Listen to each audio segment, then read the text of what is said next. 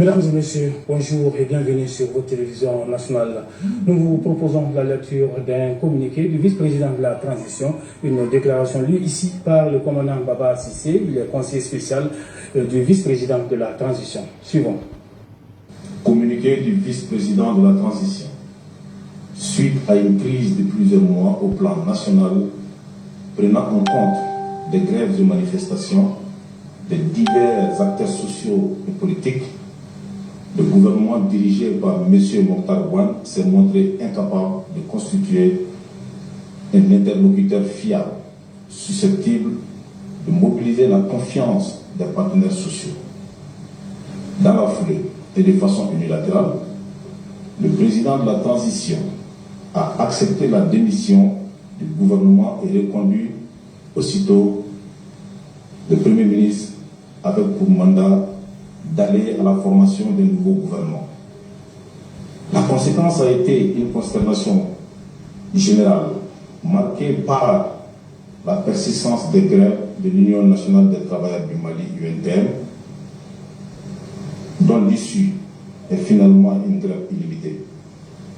Cet état de fait constitue une véritable asphyxie pour l'économie malienne et partant la garantie d'une instabilité aux conséquences incommensurables. Dans les démarches de constitution d'un nouveau gouvernement, le Premier ministre, nouvellement reconduit, a établi une liste en accord avec le président de la transition, sans aucune concertation avec le vice-président en charge des prérogatives à lui conférées par la charte, à savoir la défense et la sécurité.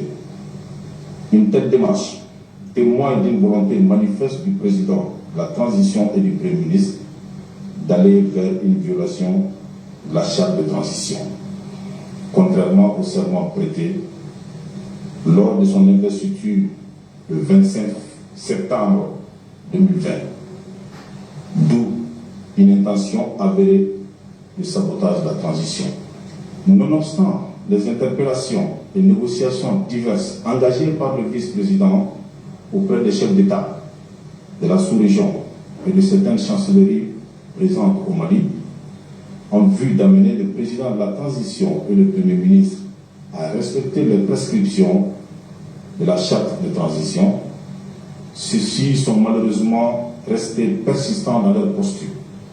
Ainsi, de par le serment prêté, en même temps que le président de la transition est tenu par l'engagement patriotique pris devant le peuple malien ainsi que devant les forces de défense et de sécurité, le vice-président de la transition s'est vu dans l'obligation d'agir pour préserver la charte de transition et de défendre la République en vue de mettre hors de leurs prérogatives le président et son Premier ministre ainsi que toutes les personnes impliquées dans la situation.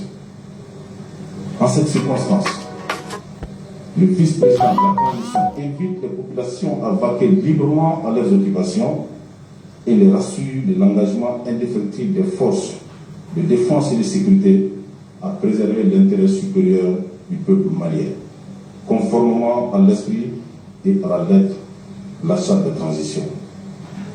Au demeurant, le vice-président de la transition tient à préciser que le processus de transition suivra son cours normal et que les élections prévues se tiendront courant 2022.